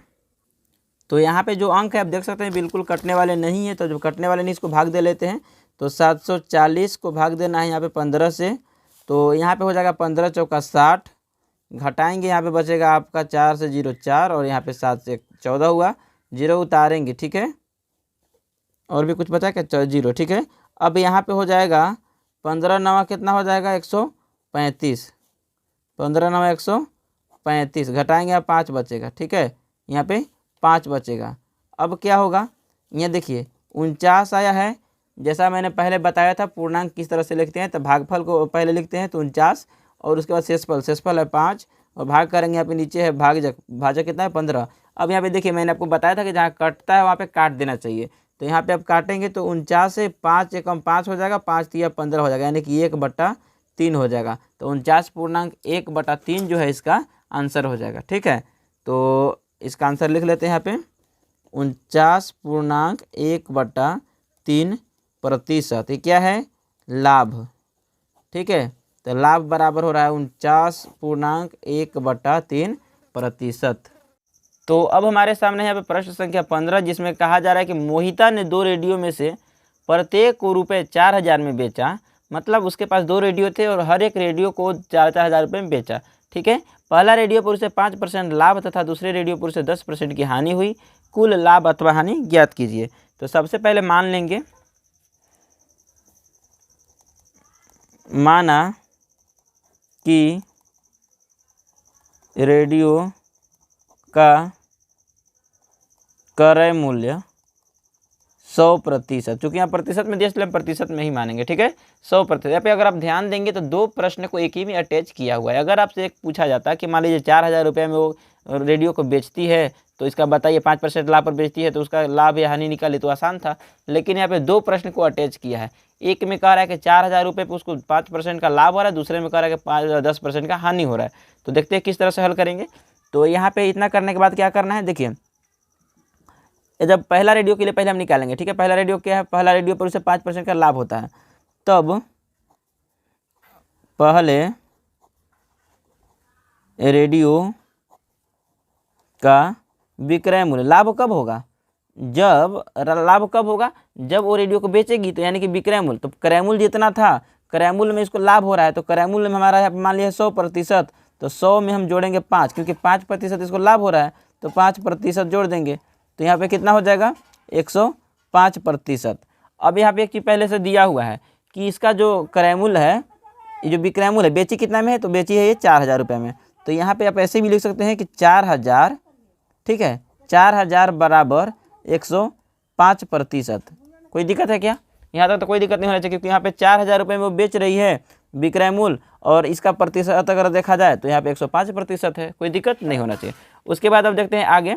तो अब यहाँ पे पहला का निकाले, अब निकालते हैं दूसरे का, तथा दूसरे रेडियो का विक्रय मूल्य। ठीक है, अब दूसरे रेडियो का विक्रय मूल्य क्या, और उसको बेचने पर लाभ हो रहा है या हानि हो रहा है, तो विक्रय मूल्य बराबर होता है क्रय मूल्य। तो क्रय मूल्य हमारा क्या है, 100% है, और प्लस में यहाँ पे अगर देखेंगे तो इसमें हानि हो रहा है या लाभ, तो यहाँ पे कहा जा रहा था लाभ हो रहा है ना, 10% का हानि हो रहा है, तो 10% हानि हो रहा है, इसलिए हानि को हम घटाते हैं और लाभ को जोड़ते हैं। तो यहाँ पे हम हानि को घटाएंगे कितना 10%, तो कितना हुआ 90%, 90%, ठीक है, 90% इसको हानि होता है। अब यहाँ पे दिया हुआ है कि 4000 में इसको जो है बेचा जा रहा है, ठीक है, 4000 में ही इसको बेचा जा रहा है, और 4000 में बेचा जा रहा है, जिसमें 4000 का वैल्यू कितना हुआ 90% हुआ, ठीक ना, तो 90% हो गया। उसके बाद अब क्या करेंगे, तो अब हमने तो यहाँ पे विक्रय मूल्य हमें निकाला है अभी, अब निकालना क्या है, पहले देखना है पहले रेडियो के लिए, चलिए निकाल लेते हैं। पहले रेडियो का क्रय मूल्य, क्रय मूल्य निकाले थे, परसेंटेज में निकला, क्रय मूल्य में निकालना होगा, तो क्रय मूल्य हमारा माने थे 100% माने थे, ठीक है, 100% माने थे, इसका निकाल लेते हैं। तो यहाँ पे जो पहला रेडियो का क्रय मूल्य है, क्रय मूल्य कितना है यहाँ पे देखिए 4000 रुपये में बेचा गया है ना, तो इसको हम मान लेते हैं पहले 4000, ठीक है। इसको अब 4000 का वैल्यू कितना है 105 है, 105% है, ठीक है, इसको 100 से गुना कर देंगे। अब इसको अगर 100 से गुना करेंगे तो 21 पच्चे हो जाएगा आपका 105, यहाँ पे 20 पच्चे 100 हो जाएगा, तो यहाँ पे कितना हुआ 4000 गुना 20, 4000 गुना 20, यानी कि इसको डायरेक्ट लिख लेते हैं यहाँ पे, चलिए लिख लेते हैं 20 बटा में यहाँ पे 21 है, ठीक है, 4000 गुना 20 बटा में 21 है। तो अब यहाँ पे हम लोग क्या करेंगे, यहाँ पे अब देख लेते हैं पहले, तो इसको गुना करने पे होगा 4 दूना 8000, यहाँ पे हो जाएगा आपका देखिए 4 दूना 8 हो जाएगा, और यहाँ पे 3 1 4 0, तो यहाँ पे हो गया आपका 80000, और भागा होगा यहाँ पे 21 से, ठीक है। अब इसको जब 21 से भाग करेंगे तो आपको भागफल कितना प्राप्त होगा वो देख लेते हैं। तो इसको भाग करने पे आपको भागफल प्राप्त हो जाएगा 80000 को जब 21 से भाग करेंगे तो यहाँ पे हो जाएगा 3809.5238, 5238, ठीक है। उसके बाद अब ये था आपका पहले रेडियो का, अब निकालते हैं दूसरे रेडियो का, ठीक है, तथा दूसरे रेडियो का क्रय मूल्य। अब दूसरे रेडियो का क्रय मूल्य बराबर क्या होगा, इसका भी तो 100% ही था, तो इसका दूसरे रेडियो का यहाँ पे क्रय मूल्य, हाँ 100% क्रय मूल्य, इसका भी 100% ही होगा, ठीक है, क्रय मूल्य है ना 100%। अब इसका निकालेंगे तो कितना निकलेगा, दूसरे रेडियो को हम लोग यहाँ पे देख रहे हैं कि इसका भी वैल्यू 4000 ही है, ठीक है, 4000 में ही बेचा जाए, विक्रय मूल्य निकालेंगे ना यहाँ पे, क्रय मूल्य बराबर क्या होता है, विक्रय मूल्य यहाँ पे होता है, तो विक्रय मूल्य यहाँ पे हो गया 4000, उसके बाद यहाँ पे हो गया 21, यहाँ पे 21 था ना, अब यहाँ पे हम लोग कितना प्रतिशत है इसका पहले वैल्यू देखते हैं। तो 4000 का विक्रय मूल्य था यहाँ पे दूसरे रेडियो के लिए, दूसरे रेडियो के लिए यहाँ पे देखिए विक्रय मूल्य तो 90%, ठीक है, कितना हो रहा है 90, तो इसको 90 से भाग करेंगे और गुना करेंगे 100 से, समझ में आया। तो इतना करने के बाद अब क्या करेंगे, 1 0 से 1 0 कट जाएगा, और यहाँ पे और भी कुछ कट रहा है, यहाँ पे डायरेक्ट गुना कर देते हैं, तो 4 एकम 4 हो जाएगा, ठीक है। यहाँ पे देखिए 10 गुना 4 करेंगे तो 40 हो गया, और 3 0 बढ़ा दीजिए, 3 0 बढ़ गया, और भाग करेंगे इसको 9 से। जब 40,000 को 9 से भाग करेंगे तो आपको प्राप्त होगा 44 यहाँ पे फिर से 4 बार 4 प्राप्त हो जाएगा, ठीक है। तो ये आपका हुआ दूसरे रेडियो का क्रय मूल्य। अब अलग अलग दो रेडियो का यहाँ पे क्रय मूल्य निकला है, अब क्या करेंगे, दोनों रेडियो का क्रय मूल्य एक साथ निकालेंगे, ठीक है। तो दोनों रेडियो का क्रय मूल्य बराबर कितना हो जाएगा, पहले रेडियो का क्रय मूल्य था यहाँ पे 3809.5238, और दूसरे का क्या है, दूसरे का प्लस करेंगे यहाँ पे 44.444444, ठीक है। अब इसको जब जोड़ेंगे तो इनको जोड़ने पे प्राप्त हो जाएगा 8253.9682, इसको ऐसे भी लिखा जा सकता है, 9 से 8 है यहाँ पे, इसको मान सकते हैं यहाँ पे 8253.97, 6 के यहाँ पे डायरेक्ट इसको 7 मान लेते हैं, क्योंकि यहाँ पे 8 है ना, तो लगभग यहाँ पे एस्टिमेट वैल्यू जो ज़्यादा हो जा रहा है, तो इतना हो गया। अब ये आपका निकला है क्रय मूल्य, ठीक है, क्रय मूल्य निकला है। अब क्या करना है, अब इसको और आगे देख लेते हैं। तो यहाँ पे देखिए क्रय मूल्य हो गया, अब विक्रय मूल्य निकालते हैं। विक्रय मूल्य कितना है, यहाँ पे लिख लेते हैं कुल विक्रय मूल्य, ठीक है। कुल विक्रय मूल्य कितना होगा, तो दोनों रेडियो, पहले रेडियो को बेचा गया था 4000 में और दूसरे रेडियो को बेचा गया था 4000 में। अब कुल विक्रय मूल्य हो गया यहाँ पे 8000, ठीक है, 8000 हो गया। उसके बाद अब यहाँ पे देखिए, चूँकि क्रय मूल्य इस तरफ लिख लेंगे विक्रय मूल्य अब क्रय मूल्य कौन सा ज़्यादा है, बड़ा है, तो यहाँ पे देखेंगे तो क्रय मूल्य जो है वो ज़्यादा है, यानी कि क्रय मूल्य जो है बड़ा है, इसीलिए यहाँ पे हो जाएगा हानि। जब क्रय मूल्य बड़ा होता है तो हानि होता है, तो यहाँ पे लिखेंगे हानि बराबर, अब यहाँ पे हानि बराबर हो जाएगा आपका क्रय मूल्य माइनस विक्रय मूल्य, क्रय मूल्य माइनस विक्रय मूल्य। अब क्रय मूल्य कितना था, क्रय मूल्य था आपका 8253.97 और माइनस विक्रय मूल्य कितना है, तो विक्रय मूल्य है यहाँ पे 8000। अब यहाँ पे देखेंगे तो पॉइंट यहाँ पे कुछ नहीं तो 0 0 यहाँ पे लिख सकते हैं, ठीक है, तो यहाँ पे 0 0 लगा लेते हैं, बराबर हो जाएगा। अब यहाँ पे 97 तो जस्ट का यहाँ पे जो है वैसे ही उतर जाएगा, एज इट इज उतर जाएगा। उसके बाद अगर यहाँ पे देखेंगे तो 8257 से 8000 घट रहा है, यानी कितना बच जाएगा यहाँ पे 257। अगर आप आंसर में मैच करेंगे तो आपको यहाँ पे आंसर ही डायरेक्ट किसी को परसेंटेज में बना दिया गया, जबकि ये परसेंटेज ये नहीं है, ये आपका इतना का हानि हो रहा है, ठीक है, यहाँ इतना हानि हो रहा है। अगर आप हानि का प्रतिशत निकालेंगे तो हानि का प्रतिशत भी देख लेते हैं। यहाँ देखिए हानि प्रतिशत बराबर हो जाएगा हानि गुना 100 बटा में क्रय मूल्य, ठीक है, हानि गुना 100 बटा में क्रय मूल्य हो गया। अब यहाँ पे हानि कितना हुआ है, हानि हुआ है 257 रुपये 97 पैसे हो गया, और गुना करेंगे इसको 100 से और भाग दे देंगे। यहाँ पे क्रय मूल्य कितना था, तो क्रय मूल्य था हमारा 8257.97, ठीक है। तो जब इसको सोल्व करेंगे तो आपको यहाँ पे प्राप्त हो जाएगा 3.12%, ठीक है। तो परसेंटेज में अगर हो तो ये आंसर होगा, नहीं तो अगर डायरेक्ट वहाँ पे जो परसेंटेज लिख दो वहाँ पे आंसर गलत है, वहाँ पे आपका परसेंटेज नहीं होगा, सिर्फ और सिर्फ इतना दिया है, तो यहाँ पे हानि होगा या रुपयों में होगा, ठीक है। रुपये 257.97 का वहाँ पे हानि हो रहा है, ठीक है। अब देखते हैं अगले नंबर का प्रश्न। अब यहाँ पे हमारे सामने 16वें नंबर का प्रश्न है, जिसमें कहा जा रहा है कि सजल ने एक पुरानी कार रुपये 2,25,000 में खरीदा और उसकी मरम्मत में रुपये 25,000 खर्च किए, ठीक है। यदि उसने इसे रुपये 2,75,000 में बेचा तो प्रतिशत लाभ या हानि ज्ञात कीजिए, ठीक है। तो यहाँ पे जो दिया है उसको लिख लीजिए। यहाँ पे दिया हुआ है क्रय मूल्य बराबर 2,25,000, ठीक है। यहाँ पे लिख लेते हैं मरम्मत खर्च, इसको अतिरिक्त खर्च भी बोल सकते हैं, मरम्मत खर्च कितने किए, मरम्मत खर्च हो गया इसका 25,000। अब जब इतना खर्च हुआ तो देखिए मरम्मत खर्च हो या फिर कोई वस्तु को लाने में खर्च हो, अतिरिक्त व्यय इसको बोलते हैं, तो ये सब कुछ जोड़ा जाता है क्रय मूल्य में, ठीक है। तो यहाँ पे लिख सकते हैं अब क्रय मूल्य कितना हो गया, तो अब क्रय मूल्य हो गया आपका यहाँ पे देखिए 2,25,000 और प्लस यहाँ पे हो गया आपका 25,000, ठीक है।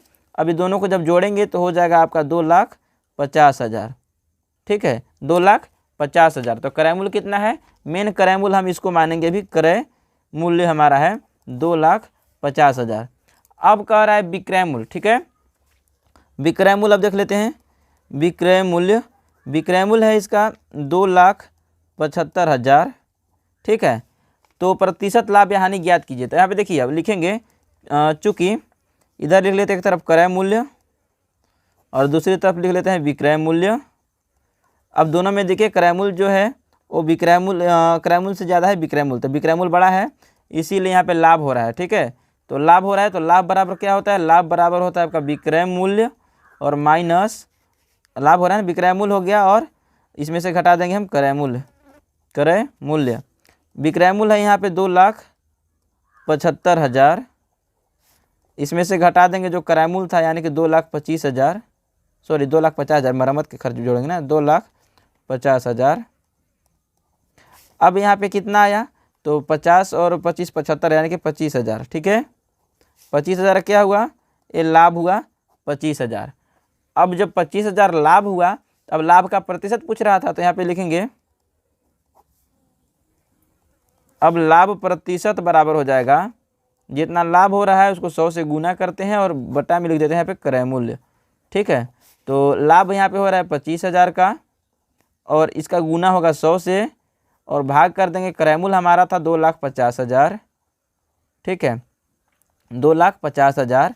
इसको जब काटेंगे तो दो जीरो से दो जीरो काटेंगे और यहाँ पे जो 3 जीरो है बचा है क्या, 2 जीरो, 2 जीरो से 2 जीरो ये भी कटेगा, 25 से काटेंगे तो 25 ए भी कटेगा, तो यहाँ पे एक बार में कटा, एक जीरो बचा, यानी 10%। ठीक है, तो इसका जो कह सकते हैं क्या है, ये आपका लाभ जो है वो 10% है। यहाँ पे लिख सकते हैं लाभ बराबर 10%।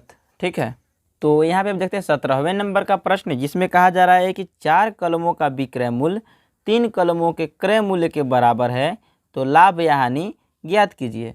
तो यहाँ पे मान लेते हैं पहले, माना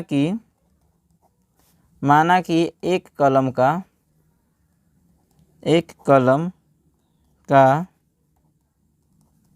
क्रय मूल्य, सपोज मान लेते हैं 1 रुपया में खरीदा जाता है। ठीक है, क्रय मूल्य 1 है। ठीक है, तो फिर क्या लिख सकते हैं, तो प्रश्न जैसे बोला वैसे करेंगे। तब प्रश्नानुसार, प्रश्न क्या कह रहा है, प्रश्न कह रहा है कि यहाँ पे 4 कलमों का विक्रय, पहले हम क्रय मूल्य लिखेंगे। ठीक है, 3 कलमों का क्रय मूल्य, देखिए 3 कलम का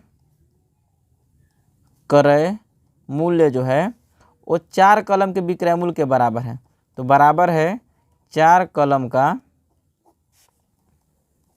विक्रय मूल्य के। ठीक है, 4 कलम का विक्रय मूल्य के बराबर है। अब यहाँ पे 3 कलम का क्रय मूल्य 1 माने हैं, तो 3 कलम का क्रय मूल्य क्या होगा, यहाँ पे मान लेते हैं ₹3 हो जाएगा। ठीक है, अब बराबर यहाँ पे हो जाएगा 4 कलम का। ठीक है ना, तो 4 कलम का ये हो गया आपका विक्रय मूल्य।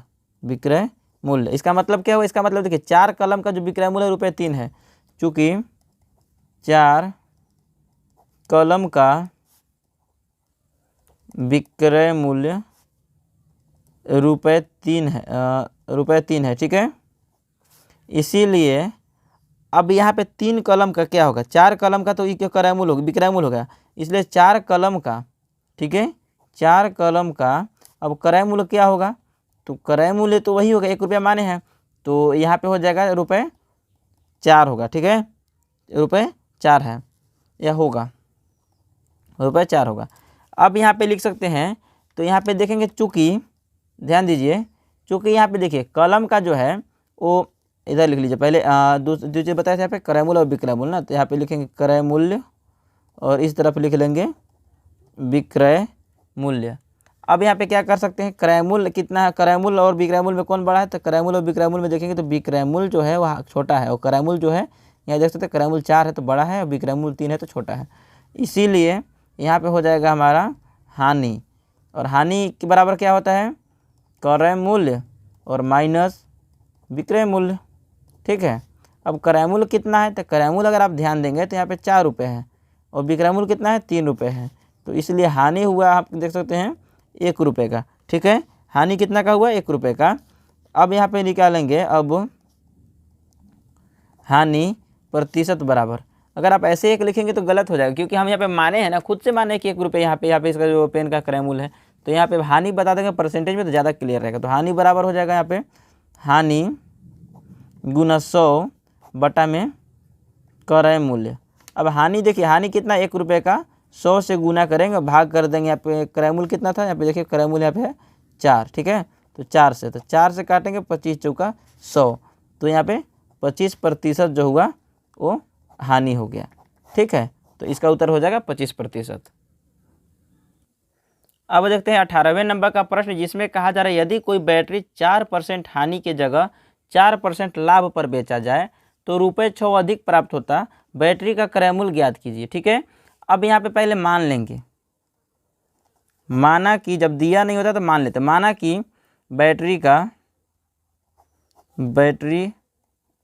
सॉरी यहाँ पे बैटरी ऐसे लिख दिए, यहाँ पे लिख देते हैं बैटरी का क्रय मूल्य 100% है। ठीक है, 100% है। अब यहाँ पे लिखते हैं, यहाँ पे 2 चीज़ें हो रहा है, यहाँ पे लाभ 4% लाभ और 4% हानि भी दिया है ना, तो लिखेंगे लाभ होने पर बैटरी का क्रय मूल्य लिखे, विक्रय मूल्य अब निकालेंगे, विक्रय मूल्य क्या होगा, तो विक्रय मूल्य बराबर हो जाएगा, क्रय मूल्य जो है 100 और उसमें क्या होता है 4% लाभ हो रहा है ना, लाभ के लिए निकाले तो लाभ, तो यहाँ पे प्लस जोड़ देंगे 4, तो बराबर हो जाएगा 104%। ठीक है, 104%। अब यहाँ पे लिख लेते हैं हानि भी होता है क्या, हानि होने पर देख लेते हैं यहाँ पे, कोई बैटरी 4% हानि, हाँ हानि भी है, तो 4% हानि लिख लेते हैं। हानि होने पर बैटरी की विक्रय मूल्य क्या हानि होगा, तो मतलब यहाँ पे देखिए 100 पहले से था, उसमें से 4 घटा देंगे तो 96% होता। ठीक है, अब इतना करने के बाद क्या बोल रहा है, जैसे प्रश्न कह रहा है अब आगे वैसे कर लेंगे, तो यहाँ पे लिख लेते हैं प्रश्नानुसार। अब प्रश्न क्या कह रहा है कि यदि 4% हानि की जगह 4% लाभ, यानी दोनों का अंतर निकालेंगे। ठीक है, तो दोनों बड़ा कौन है, पहले 104 बड़ा है ना, तो 104 माइनस 96 कर देंगे और बराबर, परसेंटेज में याद रखिए बराबर, यहाँ पे हो जाएगा कितना रुपया हो रहा है, 8 रुपये प्राप्त होता है, यही बोला था ना, 6 रुपये थे। ठीक है, तो 6 रुपये हो रहा है। ठीक है, उसके बाद रुपये में इसको ले लेते हैं 6 रुपये। अब यहाँ पे इसको घटाएंगे तो कितना हो जाएगा, 14 से 6 तो 8, और बाकी यहाँ पे हो गया आपका 9 से 9 जीरो खत्म। तो यहाँ पे 8% है इधर। ठीक है, इधर प्रतिशत है, इधर ₹6 है। समझ में आया इतना। उसके बाद क्या करेंगे, अब यहाँ प्रतिशत जब दिया है, ठीक है, और इसको निकालना है, तो यहाँ पे मान लेते हैं तब बैटरी का क्रय मूल्य, तो इसका निकाल लेते हैं। क्या करेंगे, इसका वैल्यू कितना है, यहाँ पे देखेंगे तो रुपया कितना है, 6 रुपया है। इसका प्रतिशत कितना है, 8% है। और जब प्रतिशत को हम साधारण में मतलब अंकों में बदलते हैं तो क्या करते हैं, 100 से गुना करते हैं। ठीक है, अब काट देंगे तो 2 से काटेंगे, 2 चौका 8 हो जाएगा और 2 तिया 6 हो जाएगा। यहाँ पे 4 से काटेंगे तो 25 चौका 100 हो जाएगा, बराबर हो गया आपका 75%। यहाँ पे लिख सकते हैं कि अतः बैटरी का क्रय मूल्य, तो अतः बैटरी प्रतिशत नहीं होगा, अतः बैटरी का क्रय मूल्य ₹75 है। ठीक है, बैटरी को ₹75 में खरीदा गया था। ठीक है, अब यहाँ पे 19वें नंबर का प्रश्न है जो कि जीएसटी से संबंधित है। पहला प्रश्न कह रहा है, ज्योत्सना ने एक वस्तु 4% जीएसटी सहित ₹208 में खरीदी, कर से पहले उस वस्तु का मूल्य ज्ञात कीजिए। मतलब जो भी हम सामान खरीदते हैं उस पर जीएसटी लगा होता है। ठीक है, तब हमें नहीं पता कि मान लीजिए जीएसटी अगर बता रहा है जैसे 28% अभी है, तो उस वस्तु को पहले कितना, अगर जीएसटी नहीं लगा होता तो उस वस्तु का रेट क्या था वो बताना है। तो यहाँ पे कहा जा रहा है जीएसटी की 4% है, तो अब मान लेते हैं, माना कि कर से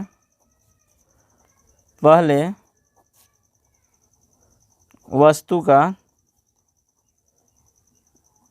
मूल्य, ठीक है, माना कि कर से पहले वस्तु का जो मूल्य है वो 100% है। ठीक है, 100%।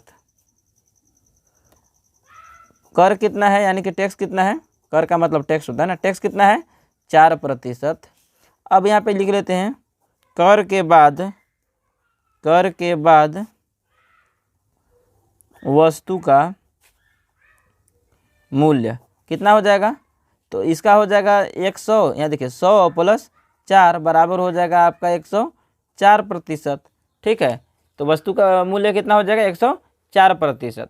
अब यहाँ पे क्या कहा जा रहा है, अब एक चीज़ और यहाँ पे दिया हुआ है कि कर सहित जीएसटी, जो यहाँ पे जीएसटी लगने के बाद इसका मूल्य 208 है, यहाँ पे प्रश्न में कह दिया है, तो इसको हम कह सकते हैं कि 208, यानी कि कर सहित यही है, इसमें हम कर को जोड़ चुके हैं 4%, तो 208 बराबर हो जाएगा 104%। ठीक है, तो ये जो वैल्यू है वो 104% का है। ठीक है ना, तो अब इसको हम निकाल लेंगे। क्या करेंगे, यहाँ पे निकालते हैं, अब देखते हैं आगे क्या होगा। तो यहाँ पे अब निकालना हमें क्या है, वस्तु कर से पहले उस वस्तु का मूल्य ज्ञात कीजिए। तो अब निकाल लेते हैं, कर से पहले की वस्तु का मूल्य,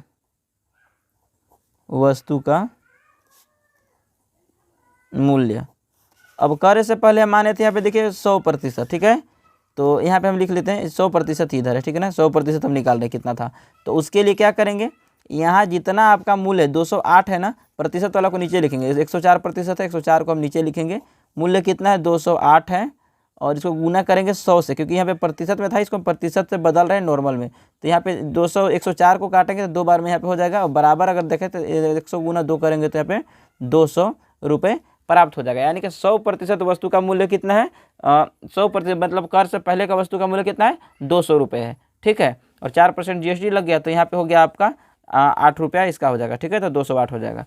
यहाँ पे मेन आपका आंसर क्या है, 200 रुपये, ठीक है ना। अब देखते हैं 20वें नंबर का प्रश्न। अब यहाँ पे 20वें नंबर का प्रश्न है, ये भी सेम 19वें नंबर का जैसा प्रश्न था वैसा ही यहाँ भी है। यहाँ पे कर के यहाँ पे जो वैल्यू है थोड़ा अलग है, ठीक है। तो मान लेते हैं, यहाँ पे कह रहा है प्राची ने मेडिकल स्टोर से दवा खरीदा तथा इसके लिए 6% GST सहित 212 रुपये की धनराशि का भुगतान किया। GST लगने से पहले इनका मूल्य ज्ञात कीजिए। तो इनका मूल्य क्या था, यानी कि 6% GST सहित 212 में खरीदी, तो GST अगर 6% ना होता तो रेट का इसका क्या रेट था, ठीक है, ये बताना है। तो यहाँ पे लिख लेते हैं, माना कि GST से पूर्व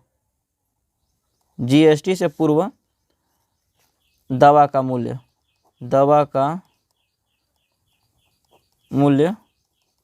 100% था, ठीक है। अब इसमें GST कितना है, 6%। अब लिख लेते हैं GST के बाद वस्तु का या फिर दवा का जो भी है वस्तु का मूल्य कितना हो जाएगा, 106 हो जाएगा, जोड़ लेंगे 106% हो जाएगा, ठीक है। उसके बाद यहाँ पे कह रहा है कि 106% का वैल्यू मतलब कितना है, 212 का है, तो 212 रुपये बराबर है 106%। अब यहाँ पे निकालेंगे, अब दवा लिख लेते हैं, दवा का GST से पूर्व दर या फिर लिख सकते हैं कीमत मूल्य, पूर्व मूल्य कितना था। तो यहाँ देखिए 212 है जो यहाँ पे रुपए है, ठीक है। 212 को ऊपर लिखेंगे, परसेंटेज को नीचे लिख देंगे 106 को, और इसको परसेंटेज को हटाने के लिए यहाँ पे 100 से गुना कर देंगे। तो यहाँ पे हो जाएगा 106 दूना 212, 2 बार में जाएगा तो यहाँ पे हो गया 200। तो यहाँ पे कह सकते हैं GST से पूर्व मूल्य जो था वो था आपका 200 रुपये, ठीक है। तो 200 रुपये इसका GST से पूर्व मूल्य था। तो यहाँ पे अब 21वें नंबर का प्रश्न है जिसमें कहा जा रहा है कि रानी ने ज्वेलरी दुकान से एक चांदी का सिक्का लिया, इसके लिए रुपये 340 भुगतान किया, जिसमें रुपये 40 कर की राशि थी। कर का प्रतिशत ज्ञात कीजिए, यानी टैक्स का प्रतिशत ज्ञात कीजिए। तो यहाँ पे जो दिया है लिख लेते हैं, यहाँ पे लिख सकते हैं GST सहित सिक्के का मूल्य, सिक्का का मूल्य कितना था, 340, GST कितना था, 40। अब यहाँ पे कह सकते हैं बिना GST